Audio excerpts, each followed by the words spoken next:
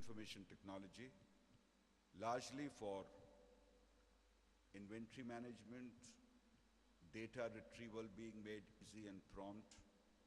But how many of us are using it effectively, comprehensively for analysis and decision making? Yesterday, Mr. Mehta was mentioning that some of the local, medium and small scale units are looking at ERPs and SAP, and I think that's the direction. You don't have to invest a crore. You might have to do a smaller package depending on the nature of your work.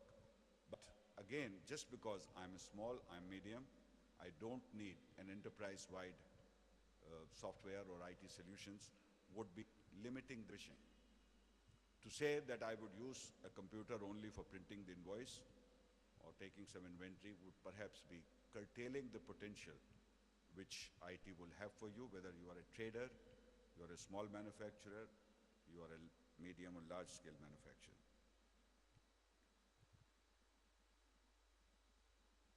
I want to, in the end, say that India is today sitting on an opportunity which is of a nature that we were not fortunate to foresee. Today's young managers and today's aaj ke jo managers hain, they can see that the growth potential is unlimited within India and beyond India. And this should keep each one very deeply, intensely engaged. The only one,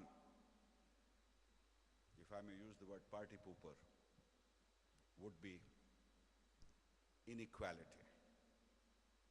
I mentioned about richer and richest and poor.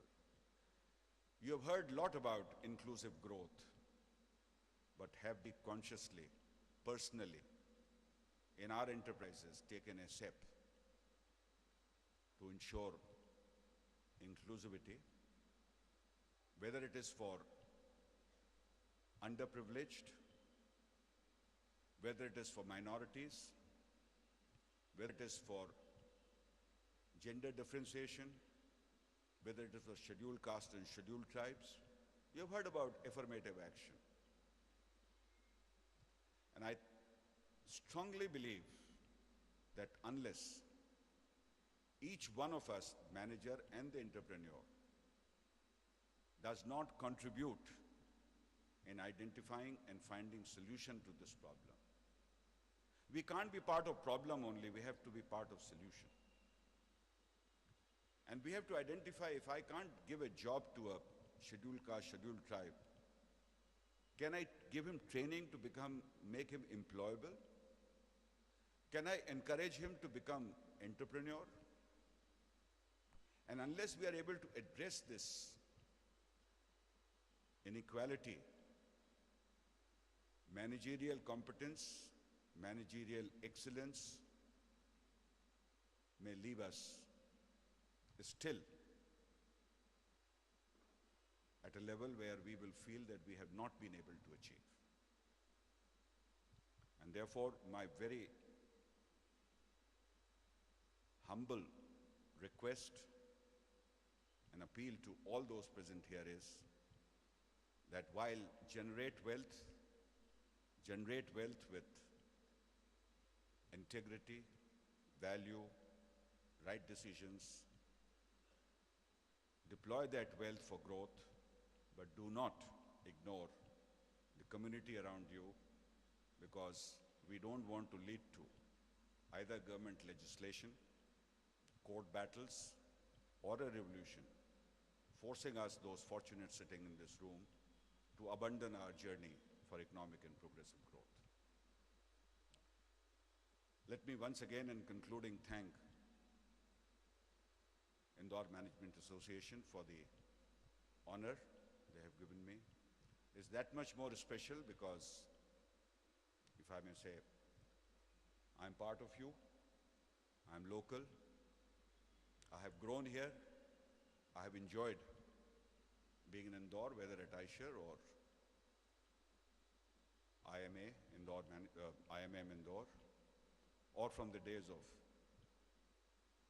Indotel to Radisson. One has had great time here. I'd like to thank you, and at the end, share one last lesson and learning of my life. And that is what type of person you want to be. There are two types of persons. One is they bring happiness wherever they go. That's the type one. Type two is they bring happiness whenever they go. I know it's time for me to be type two. Thank you.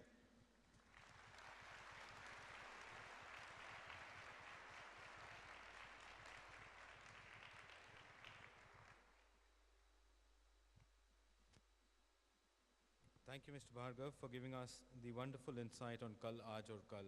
I don't think anybody else would have been able to describe the way you have done today. Thank you so much, sir. May I now request for the questions if you've passed on to the volunteers around? Can I have the mic, please?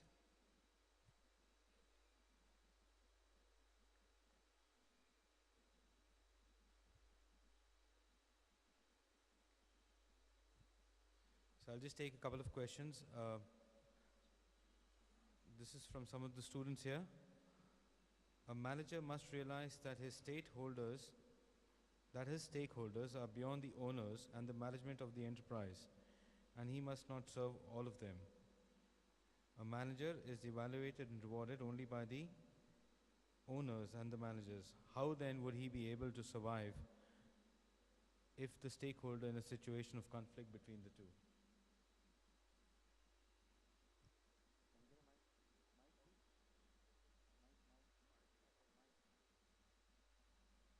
Can we have a mic here, please? No, no.